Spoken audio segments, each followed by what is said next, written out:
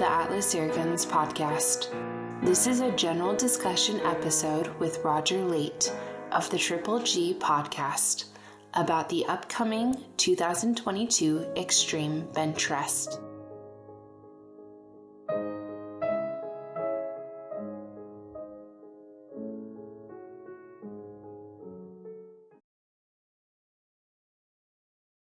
That like with the end would be the middle, you know. Your counting's getting better. Seriously, you're really getting good at that. I can count to 10. And no, five. How does my sound? You sound wonderful. Sounds better than the Voice beach, of an huh? angel. For all those listeners or viewers on YouTube, Couldn't hear a word at the beach. Seriously, sound like you're in a wind tunnel. Art sent me a message. He said, he was trying to give me some sound quality advice. He said, you might want like a lapel mic with a little wind buffer. I said, thanks for that, Yeah, I think you kind of need one of those because they're yeah. No, yeah. I need obviously for my sound, for my video quality is absolutely appalling, and the sound quality is even worse than the video. Brilliant. But you do have some lucky me. Some Sennheiser microphones, so you know that you've gotten to the upper echelons of society. I see where you're going with this. Yeah. Okay. Yeah, I see where you're going with. Cloud of Judgment, along with Buckingham Palace, wherever you shoot. Sennheiser, yeah. All right, so let's do everything we just did before that we lost thanks to Instagram. Let's do it and shrink it down. EBR, you're going. Yes. Yes, that's it. Just yes. I thought you shrink it down. I thought that's what you said. Just shrink it down. Yes, I'm going. Yeah. I'm looking forward to it. You're very used to shrinkage. Anyway, it's been great. I figured you'd be a pro at that. No, so yes, I've been lucky enough to be invited to EBR, and I'm absolutely over the moon. Training, I've done a bunch anyway because I've trained for a bunch of competitions, didn't go, but now I am going. Who knew? And I don't have my glasses. Why do I got my glasses on? Any of those? Right, now I look cool. Or should I be more like you on the beach? Right, Yes, just like Tristan on the beach. This would be better, actually. Okay, cool. Right, we can do that. So, I mean, that makes sense. You look like Tom Cruise now. You should keep those on. Can't see anything. Cruise. Yeah. So. No. So, what are you doing for prep for EBR since you're going now? No. So I'm doing a bunch of prep. I've done a bunch of prep before. I've practiced a bunch. I need to practice more. It's weighing pellets, as we know, which is the most thankless task in the world, but it really makes a difference. And it's one of those things that once you've done it, you're glad you did it. And so if you don't, and you get like a erroneous shot now and again, you go, oh, no, this is really bad. This is not good. It's me. But it's not. Obviously, if you've not weighed your pellets, then you're knackered. But if you do it properly, you weigh your pellets, then you quit in. Surely to goodness. Right? It's going to help you no end. So I do weigh pellets. I don't size them anymore. I don't see there's any need because obviously the flow of air coming up is going to open the skirt up. And hopefully... yeah, that's going to make a difference. Now, Andy Calpin, a really famous FT shooter, is a lovely guy. He's the loveliest guy, he really is. He'd pick up pellets from the floor, but he'd still win competitions. But I guess he was really skilled, and I'm clearly not. But if I had half of his skill, right, I would go to EBR and just absolutely clean up, which I intend to do, by the way, in case you didn't know. I need to win this competition. And when did you find out that you were going to EBR? So... last night. Woo! Last night. And it was after a really horrid day. I had the worst day at work. We had so much on and a load of stress and pressure and all that. And I got in And then Lauren very kindly texted me and said, "Hey, how you doing? Can I get a picture of your passport?" And I was like, "Yeah, of course you can. Yeah, why?" I was just booking your ticket, and I was like, "Oh, okay." And then she came back about 20 minutes later and said, "Oh, it's all done." And I'm like, "Okay." She goes, "You don't sound very happy." I said, "Like, well, I'm just sort of de-stressing from work. You know, when you get in from work and you're like, and the weight of the world of the shoulders, on your shoulders, rather, it was like, it's kind of hard. And I probably didn't sound as happy as I am now. But, yeah, I'm super pumped about that. And you're going to be shooting your Red Wolf? Going to really enjoy it. Yeah, Red Wolf, yeah, 2.2. Yeah, I thought about 2.5. I thought about 2.5 Safari. My mate's got one, Ray, that I shoot with, and that gun is just insane. It's just, it's dirtily good. That's how good it is. It's just so good. It never misses a beat. It is insane. But for me to get that on my ticket would be a nightmare, because obviously our laws out here are just ridiculous. I mean, no, they're not ridiculous. They're right. And it's a really hard job. So I'm going to go with my... Huh? They're ridiculous, yeah. Yeah, but, there's a bunch of idiots out here or here. So people would abuse it, and I don't think that's right. Proof positive right there. So what's the transport laws when you're bringing in air gun from England to America? What do you have to go through? What hoops? Right, so you have to go to the airport, and you have to get there really early, like stupid early. Then you go to the outside, when you take the skis or surfboards or something like that. They don't go on the carousel like normal, so you have to take them to the outside thing, and then you have to say, "Oh, it's a firearm." Now, in the past, this is the strangest thing. So I've obviously travelled with my air gun many times, it's sub 12 foot. And they've gone, "What is it?" We go, "It's a gun," obviously. They go, and then one of the guys literally picks up the barrel, looked down it, and goes, "Is it loaded?" He literally looked down it and said, "Is it loaded?" And I'm like, yeah, you've not done this job long, have you? Right? I mean, obviously, that's just the biggest, massive no-no ever. So I was like, "No, it's not loaded." So yeah, you're lucky, because if it was, that would kill you. Well, I don't mean, it's only 12 foot pound. It's like, well, you've not been asked if it's 12 foot pound. But yeah, with a firearm, you have to go there early, give your firearm certificate. They have to see that it's legit, and and then you go from there. And if it's on your ticket, then you can take it away, no problem at all. Make sure there's no air in it and all that stuff. And that's what you have to do. So I'm going to have to sit there. Now, the Red Wolf obviously has got the big cylinder. And the funny thing is, it takes a bunch of time to get that completely zero. It really does. I'm sure there's a quick way you can just go and it invent the air. I don't know it. I don't know it. But yeah, so I'm just sit there and just shoot until it's completely void of air. And what kind of case do you use to go from England to America? Hard case? Oh, it's a hard case, yeah. I've got a plano case. And, or plano, yeah. A hard case, and it's got to be locked. It's got to have a thing on it. When you get to America, right, I can walk around with it on my back or in my pocket, it seems. So nobody cares. Obviously, so yeah. That's good. That's always nice. Okay, so you got your pellets weighed in. That's what you're working on. You've been working on HFT forever, so you know that kind of deal. What other kind of prep are you doing for EBR? I'm trying to perfect an American accent. I think that's the right thing to do. You basically got it nailed. I mean, can't tell you apart from anyone else here. Hell yeah. Best I can do. But no, I think your best American accent is when you're doing when you're doing Joe's accent. Roger. The thing is, we can't replicate that on here, can we? Because the expletives is just too bad. But Joe makes me laugh every time. And honestly, you phone him up and goes, you go, "Oh, hi, Joe." You go, "Hey, Raj, mother," and he's like, yeah, and it's like, "Mother."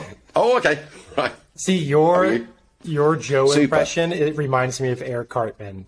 from South Park. That's kind of the voice that I always get from it when you're doing it. Oh, yeah. Yeah, I know. Okay, so event-wise, obviously you're focusing on the bench rest. What other events are you going to try to prioritize? Well, I mean, to be honest, right, I mean, in for a penny, in for a pound, I might as well just do all of them. I'll do as much as I can. I'll shoot literally all day. I mean, I won't be any good, but I'll do my best the whole day, and I'll try my best the whole day. Honestly, I don't care what I do. 25 metre, 50 metre, or 25 yard, 50 yard, 75 yard. I honestly don't care. I'll do everything. I will literally do everything I can. I'm desperate to do the field target because that would be great fun. That would be really good fun.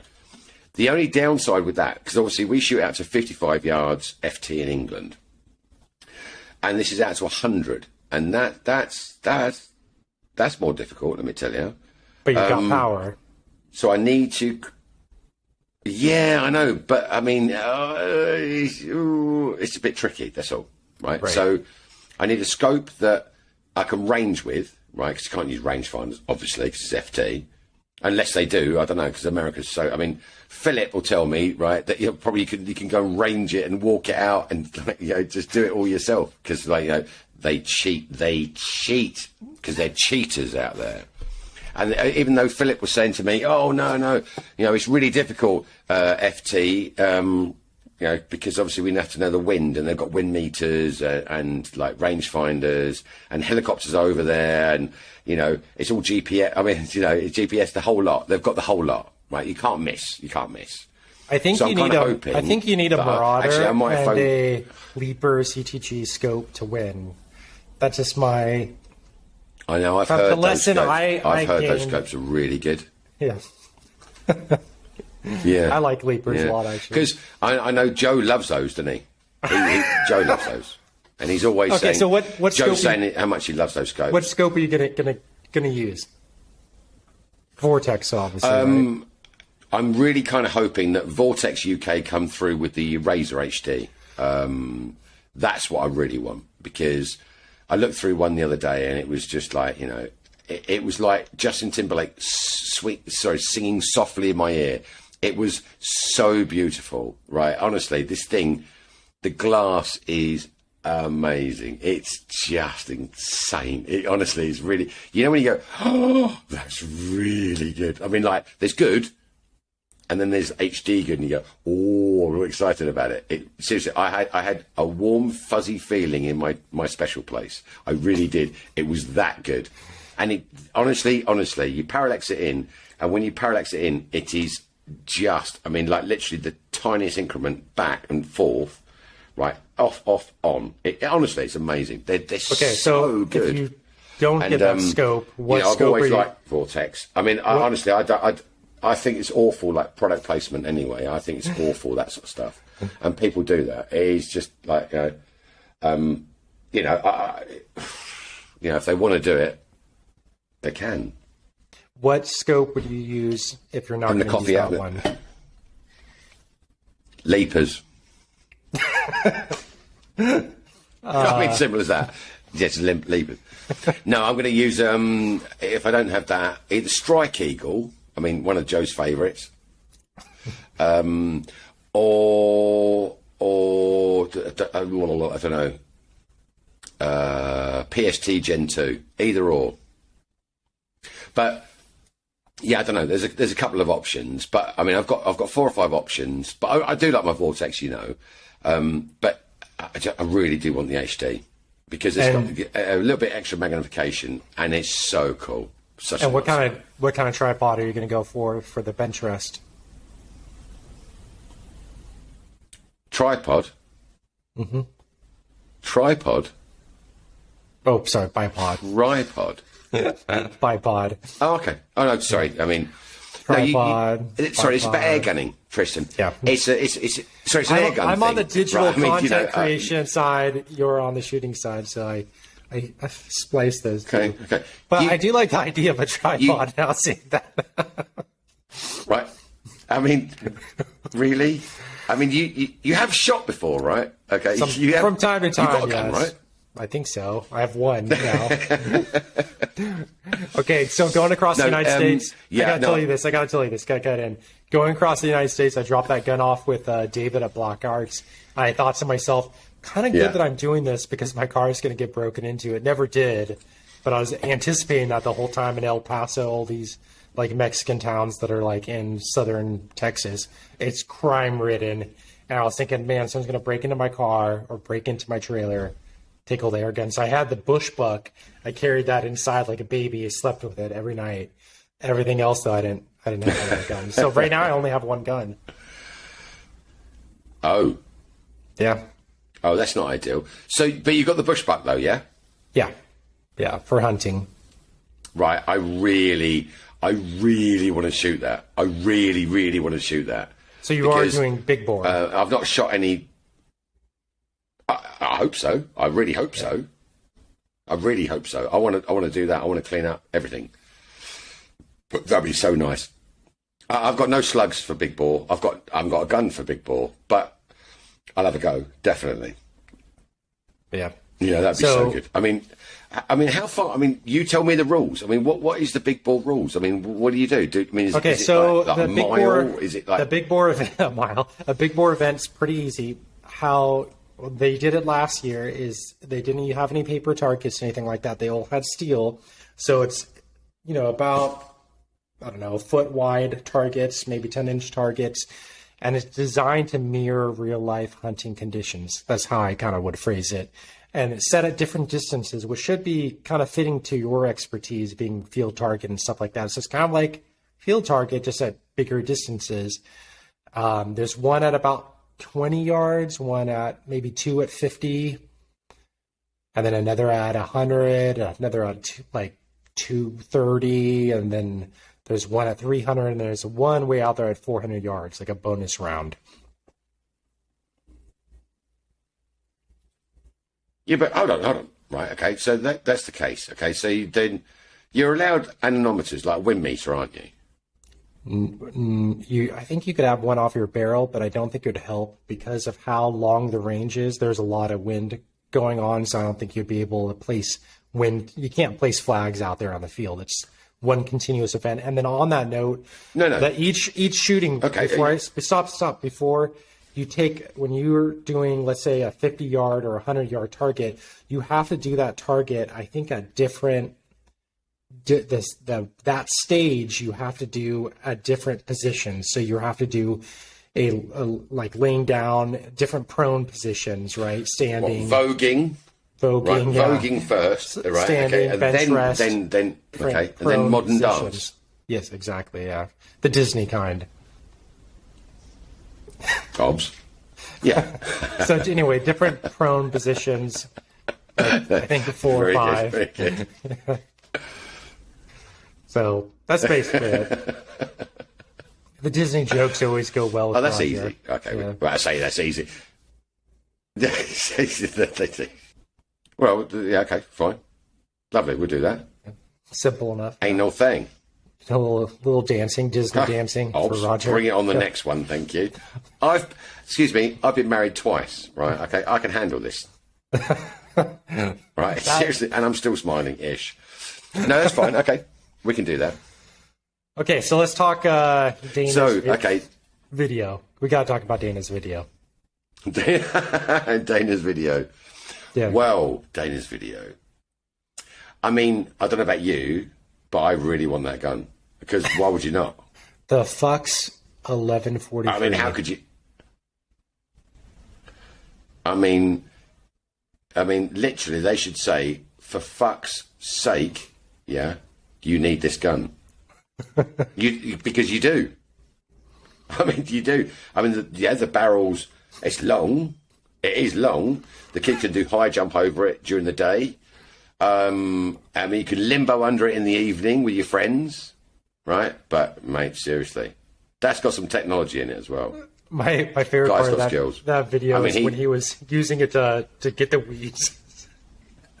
And then bolts across the river. There was a couple people that told me they thought it was a real video, and then funny. they got halfway through the video, and then they saw him pole vaulting, but then they're like, okay, this is fake. No, they didn't think it was real. Yeah, there's a couple people that thought it was real because of his deadpan face. No way. Yeah. So he sent that to me and said, Rog, listen, check this out. I really like this gun. What do you think? Yeah. So I checked it and I'm like, you know when you go, oh, no, oh, and it's like, oh, right. Oh, hello, you've disappeared. No, I'm still here. Are you there? Yeah, I'm here. Well, you're clearly not. Your picture's gone. No, I'm here. Okay, right. Well, your picture's gone, but it doesn't matter. That doesn't matter. Yeah. Yeah, so he, so I watched it. I was like, oh, my God, I can't believe this. I cannot believe that is, seriously, I can't believe that, he's doing this. And then watched it. I was like, oh, okay. Yeah. Oh, I see what it is. But it was so funny. It did make me laugh. I did laugh out loud a lot, actually. It did make me laugh. I think that was the most and, he does know his fun stuff. He really does know his stuff. airgun video I think I've ever seen. It was really funny. Super funny. Yeah. Definitely. When someone's having a laugh, right, but doing it so deadpan. Seriously, that guy could do stand-up all day. He makes me laugh so much. And, I talk to him a bunch, and, he just says things, and you sort of go, are you joking? I kind of hope you're joking, but I'm not sure you're joking, right? It's just really funny. He's so funny. Most of the time he's not joking, sadly, but, he's a really funny guy. My favorite thing about the video, too, is that he didn't deviate from any of his other videos. So, he starts talking about, the fill probe. He's like, oh, if we lose this fill probe, it's basically useless. He always says that every time he does a fill probe video. And he did the same thing with the Punch rifle. It was brilliant because I could see people going like, well, no, this is real because he's talking about the fill probe and, he hates fill probes and, it should be a half a valve, or not half a valve, what's called the Foster fitting. It should be the Foster fitting. So, obviously. And I'm like, what? And it's like, you got me shitting me on this one. No, obviously, though, that video was making fun of the FX 800 millimeter barrel package. But, the thing is with this, he's only having a laugh, right? Yeah. It's no big deal. So what? He's having a giggle, right? What is the big deal? We all take the mickey out of each other. We all have a laugh at each other. No, there's no big deal at all. And I sent him a message saying, I'm sure you'll make a bunch of friends with this. And he went, yep. But that was it. But so what? It's just having a laugh. And we all like air gunning. Let's be honest. We all like air gunning, regardless. We all like driving, right? Regardless of what car you got. Some people have got McLaren. Some people have got a Ferrari. Some people have got an Opel. Some people, the thing you had. What was that thing you had? That horrible shed. That you hit the deer Yaris. With. What was that? Yaris. The dream car. Gotta be honest. That literally is a dream. That's not even a dream car for a hobo. Right? There we go. It's a horrible I'd rather car. stay here, thanks. But now I've upgraded to my wife's Honda Odyssey, so... Yeah, you've done well there. There's a big upgrade. But you like driving. We all like driving. It doesn't matter what car you drive. It doesn't matter what gun you got. For God's sake, we all love air gunning. Let's just, hey, do you know what? Grow up a bit. Yeah. Have a laugh and just enjoy it. You're here for you're here for a good time, not a long time. Yeah, I think he did outdo himself with that one. Oh, okay. And so now freeze. No, I'm not frozen. The video will be fine, by the way. So I think that he outdid his other video, even though it's a satirical one. So, but he is funny because you don't know. If you don't know him, you don't know that he's being he's taking the mickey. And there's a couple of times I watched it back. There's a couple of times he sort of goes and beard and Marley and I and things, right? And he goes a little tiny smile, and he's like, gotcha. Yeah. And twice I see it. If you watch it back, you can see him smile twice. I wonder how many outtakes there were too, where he just had to throw away the footage, just laughing and crying and. Like, I told him he should do a Will They Survive with the Fox rifle. Like, you know. Yeah, how funny would that be? That'd be so good. He's a naturally funny guy. I mean, a lot of people think that he's quite sort of deadpan and serious, but he really isn't by any stretch, as you well know. He's a funny guy. He's a really funny guy. He cracks me up. And he's just so, like, bang, have it. I love it. He's like an American Ricky Gervais to me, right? It is like straight in your face. Have it. I love it. It's so funny. But yeah, I mean, he's going to be EBR. But the big question is, are you going to be there? That is a big question. My house is not done. I'm actually in another house right now. This is like a model home that I'm podcasting in right now. So literally there's nothing in this house except me and this computer. So the reason I haven't been putting out as much content is because I'm like a hobo. We actually recorded an episode earlier today on the beach and the audio didn't upload. So that's great. That was fun. But it was funny though. We had a laugh. Yeah. I did chase you had to go at my severe age, saying that I look like a sailor of some sort. I think there's more the simpleton, no need for that. Kind of direction that I was going on, but simpleton. Called Simple Raj. Okay, says the person that we actually taught to speak. Oh, there you go. Anyway, come on. Let's do what's going on with your channel, YouTube channel. What's going on with your videos? You haven't released a video in ages. So I haven't released videos. I'm going to release a video. Because obviously the EBR thing, I've now got to put out videos. They're going to be crap, right? But they're going to have like facts in them, and this is what I'm doing, and this is how it works, and that's it, done. The wind noise is going to be tremendous, and it's not going to be like a really amazing production thing, because I can't do that. And the guys that used to do my videos aren't in my videos because they're busy doing other stuff. So I've got to do it myself. I'm rubbish. But so there you go. Let's get what you're given. Okay. There will be stuff coming out. I'm going to do the whole bunch again. And there you go. Right. Hopefully for EBR, I will have some cameras, and I'm going to get another 2 GoPros. So I'm going to have a bunch of that as well. So EBR will be different, and we can put out some proper equipment, so proper videos. And I'm sorry that it's taken so long. Not that anyone's noticed at all, because it's not on anyone's radar, I'm sure. With my 8 viewers, right? The okay, Triple-G Podcast. What's going on with the Triple-G Podcast? I've got a bunch of people lined up for that. Not actually sure what happened there. I don't know. Okay, so you got a lot of other people lined up for your podcast? Yeah, got a bunch of people like lined up, but I think what I'm gonna have to do is start changing the rota, as it were, for the people that are actually going to EBR. So I'm going to get a bunch of those on and see what preparation they're doing, and nick their ideas and palm them off as though they're mine. I think a lot of people do that in the Airgun world. They basically listen to an idea and then palm it off on their own. Did we talk about that once? Yes, yeah. We're good at that, actually. There's a bunch of people that do We've that. learned from the best, so, why not? We're good at that. Yeah. Oh, listen, yeah, we have learned from the best. Champions and we listen to other people's stuff, and then we're having it, right? We're nicking your idea, and it's going to be ours. Simple as that, right? Totally rinsed. Yeah. Simple Raj. But yeah, done. So yeah, I mean that's what I'm going to do. So I'm going to talk to these guys, hopefully, and then hopefully you'll get a house and won't be homeless anymore and destitute, lonely, sad. Yeah. And annoying. You are staying with a Daysty team? Yeah.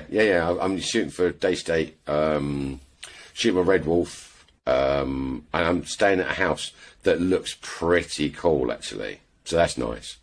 Yeah, I'm looking forward to that. I don't know. Lauren sent me some pictures, and they look amazing. They really do. So I'm all excited about that, and they do. It does look a really nice place, and it's got its own golf course. It's got a putting green. Sorry, golf course. It sounds a little bit flash, but it's got a putting green, and let's be honest. When you're at a shooting competition, I mean, who doesn't need a putting green in the evening? I really want you to show Seriously. up and there just be a cardboard literally- box. Previously I said have a shack, right? Like I want you to show up and AOA has totally trolled you, schooled you, and it's just like a wood shack that's really in shambles. Now I think just a cardboard box would be more suiting. That you show up and there's a cardboard box and like here's your home, and that's you have to stay there. I mean, don't actually know what I've done to annoy you so much, but yeah, I'm feeling the love. Right? Like, and it that should would be so bad. It should be But on the to top be of a honest, I think mountain too, so you have to hike. Because my dream is to get you to hike in the desert. Just like to take your hiking from like one hike in your life down to 2 hikes. Like, you have to hike up to this cardboard box, and they spray paint it on the side, Nice. Roger. Nice. Thank you. That's so sweet. You know, I really hope your house literally gets blown down in the monsoon and you never have a house again and you literally have to live on the beach with your family And Dana... provide fish for them. Right. Dana could help you out too, because he could put like a few cameras setting around on tripods, not bipods, on tripods, and he could put it around your house. That way, it's like Alone in the Dark, kind of like the survival channels on YouTube. Yeah. That could be Roger. What's the film? What's the Blair Witch Project? Where they've got all the cameras and things like that, and the girls like yeah. And you'd have your dream come true because the aliens would come down and visit and probe you with the Fuchs 1143 millimeter barrel. What? But, yeah, okay, right. Thanks for that. It's you're getting a bunch of enjoyment out of this, aren't you? You really are. Well, I'm the one that's homeless. I gotta do something about that. When I'm in my low place, I rip on you. When are you not going to be homeless? How? And then when I'm in my high place, I rip on you more. I mean, you so do. You so do. So when seriously will you be a homeowner again? I mean, will this happen this year? Probably by the end of the month. I rented a condo on the beach though, so that's not that bad. That's nice. Yeah, that's real good. Yeah. So how are the family with this? Are they happy? And the kids, they love it. They are good. They're good, but it's better than the alternative of camping. I thought I was going to have to camp or do something weird like that. But camp, yeah. I always go back to camping. That's my go-to. Yeah, absolutely. Every time is your go-to. Literally every time is your go-to. It makes me laugh every time you go, I'm going to go camping. It's like, no one said anything, Tristan. Literally nothing. Nobody said anything. And you go, I'm going camping. It's like, what the hell? Christian was going to camp, but then I think I talked to him yesterday or the day before, but I think he switched to VRBO because he talked to Dana Webb, and Dana said that the camping conditions can be so hot that things just melt. And so he's switched plans now. He's going to be doing a VRBO for EBR. Oh, really? Yeah. All right. So what are you doing for EBR? What's your plan? Camping, obviously.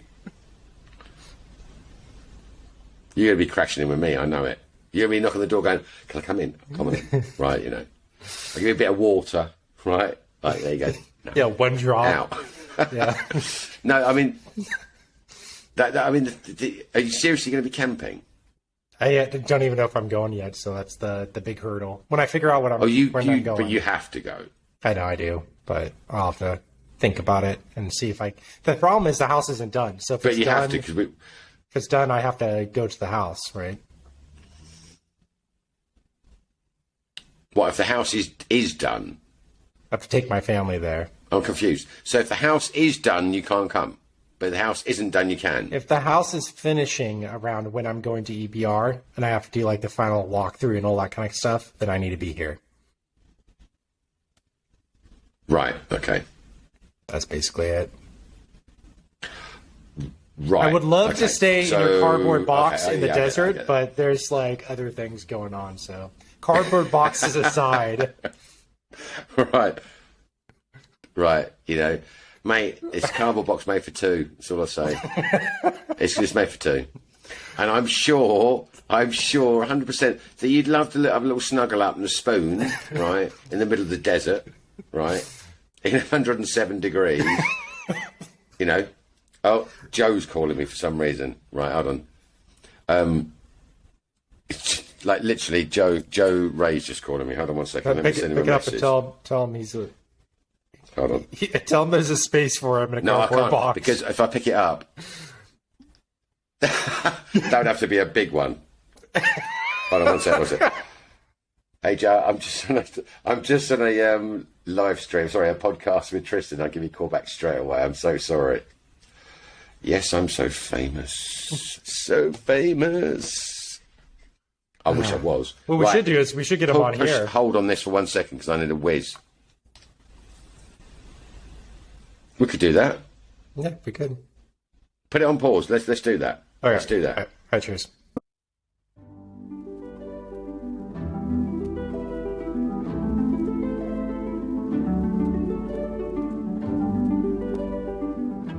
Thanks for listening to another episode of the Atlas Airguns Podcast. Make sure to like with a 5-star rating, share, and subscribe. Have a question? Email atlasairguns@gmail.com.